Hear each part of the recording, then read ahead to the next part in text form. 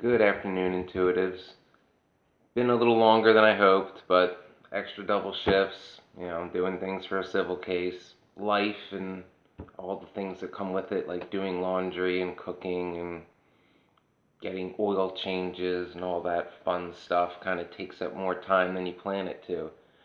But I've had this idea for a couple days, and unfortunately, this video is not going to be as good as I hoped because when I really had the idea for this video, I was on my break at work and I had no way to record this.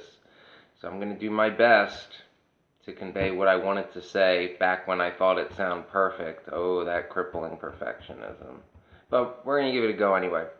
So I wanted to talk about a very important aspect of our INFJ personality type, something that we hold very deeply, something that's very important for us in making connections with other people, something that's very important for us to be understood in, especially in relationships. And it's something that grows as we get older and goes right hand in hand with our confidence in expressing ourselves. And that, of course, is our INFJ humor. Big part of who we are. We love, to express our humor in various different ways. And INFJ humor takes many different forms. It's not, a one type of humor. We go into different areas. Given our chameleon nature, we'll tend to, read the room, and this is, of course, a room where we feel comfortable for the most part. When we'll see, how people are acting, what they're talking about, and we'll let one or multiple aspects of our sense of humor come out. And when we do feel comfortable in a group, albeit that isn't all that common, especially when you're younger, it'll get better, I promise.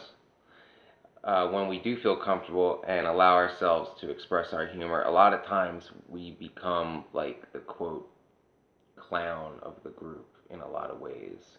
Like that's certainly me in my job now at the country club with the restaurant staff, and it was certainly the case in the fire academy last year as well. And again, that grows with time, being able to express our humor, and it takes many forms. One of which is we can be very subtle and very lighthearted, and this kind of humor often goes over some people's heads, especially because we have a propensity for having an extensive vocabulary and utilizing that, especially when we're trying to be subtle. We'll quote books and obscure poems and, or INFJs, Not a lot of people may not get us quoting a Keats poem or something. But lighthearted and subtle. And I'll try to give examples. I'm not really going to be able to for all the aspects because with INFJ humor, it's not like we can sit in front of a camera and like do a comedy set, It's very much dependent on the environment of the room, the people that are there, how comfortable we are with them, how well we can read them intuitively, what's being said, and it's not just what we say, it's how we say it. We'll do impressions and voices. You've all heard my Bill Clinton impression. I have some others too, but that's important sometimes with making a certain type of joke. Like when I'm doing a sexual innuendo joke, I will a lot of times resort to the old Bill Clinton because old Slick Willie, everything was about sex. So I'll resort to that in a lot of sexual innuendo jokes. And a lot of times that's because if I'm saying something like that while I'm trying to be humorous, that's just not in my nature to make like, overly sexualized comments that may be borderline inappropriate. So it would seem odd to me saying it with my own voice, so I'll resort to the Clinton voice. And that catches a lot of people off guard, the fact that INFJs are big into sexual innuendo jokes. We are. Sometimes our humor can drop to the level of a 13-year-old boy from time to time. I know, odd, the overly moral, philosophical intuitives we are, but that isn't, a part of who we are, and we can read a room and tell when it's appropriate, and oftentimes keep one-upping other people, and laughter will ensue. Another big, important part of our sense of humor is sarcasm. Sarcasm and INFJs go hand in hand. we not only use sarcastic humor, but we also use sarcasm to throw shade and to call people out and to let people know that we can see right through them, particularly when they deserve it, because we don't put people down just to do it. It's usually somebody who's having a go at somebody else and we step into their aid. Problem with sarcastic humor, not everybody gets it. You know, not everybody gets it.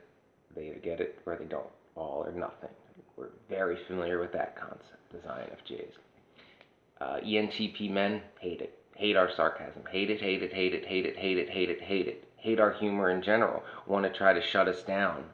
So, we don't have that charisma amongst a group of people because they're very, from what I've seen and the ones I know, and again, it's not all, very narcissistic and need to be like the biggest, the baddest, the toughest, the funniest, the prettiest, everything.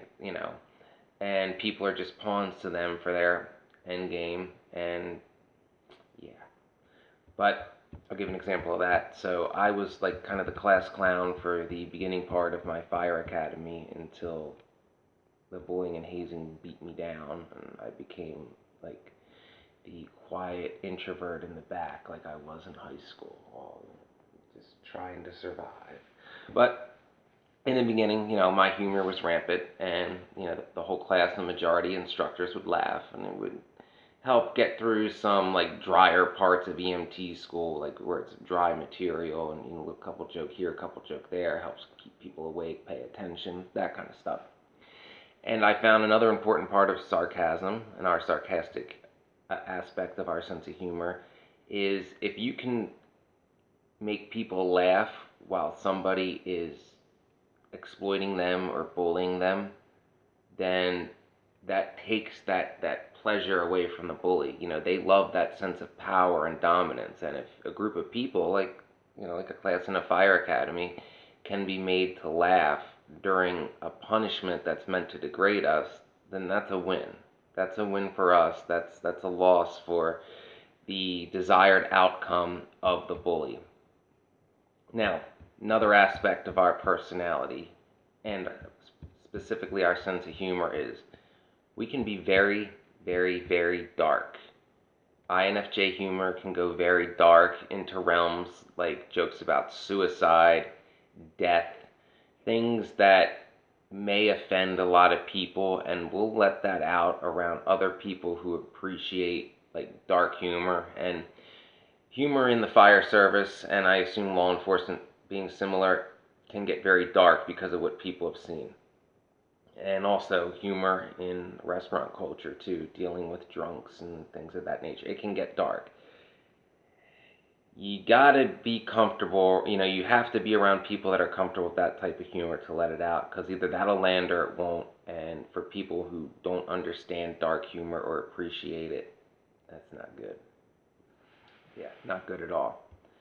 So our humor has an odd continuity to it too. We'll often we'll use like themes in our humor and build upon them. Like we'll have running, ongoing jokes with certain people that we see regularly, and we'll continue to build on it like a story. That's a big part of the INFJ sense of humor. And people in general, either they get it or they don't. All or nothing. Like I said, in INFJs, we understand all or nothing really well. It's a bitch to deal with, but we understand it in a lot of ways. So our humor is not only an important part of us feeling comfortable. When we're able to express our humor, that means we're amongst people that we feel comfortable doing so and expressing ourselves like that. It's also very important in terms of when we're seeking someone to be a romantic partner, because if that person doesn't like the laugh or get our humor, it's not going to work. Our humor is a big part of who we are, and we like to make people laugh, and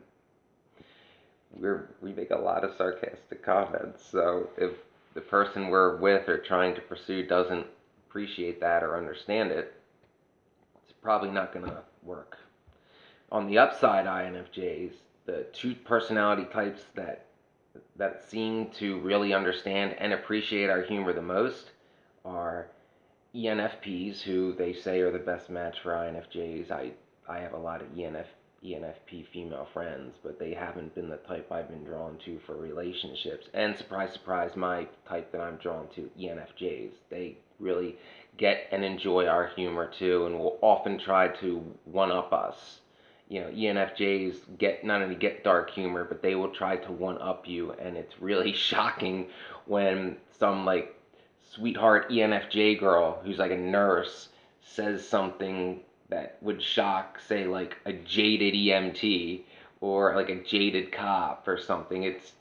They use that to their advantage. Like, you can't believe this like petite little sweetheart said something like that, and it's funny as shit. But the fact that it came out of their mouth too, when you know that just seems so out of the realm, that makes it even better. And their sense of humor is very similar to ours, and they often try to catch us off guard, and they'll go deeper and darker before we will, and then it kind of becomes a competition, which can be fun too. So humor is an INFJ. Express yourself, let your humor out, know your audience, so to say, know the group of people you're around. Give it a shot. It'll land or it won't. You know, most people love the laugh and appreciate humor of certain types. Our humor takes on many different aspects. Find which one works for which crowd. Use your chameleon abilities and try to make the best of bad situations by injecting humor to get through it. It's basically all I have for this one. The original video in my head was better, but INFJ brain, it is what it is, even though I hate platitudes like that. But it's always like that with us. We have like this perfect idea in our head, then to get it from our head and get it out and record it, it doesn't really work that way. But I thank those of you who took the time to watch this. And as always, please never sell out your integrity and always trust your intuition. Like and subscribe, help this grow so more people that are INFJs and ENFJs can find a channel, that lets them know they're not alone, and also so people can find a channel where an INFJ kind of explains what goes on in our head, because most people don't get us.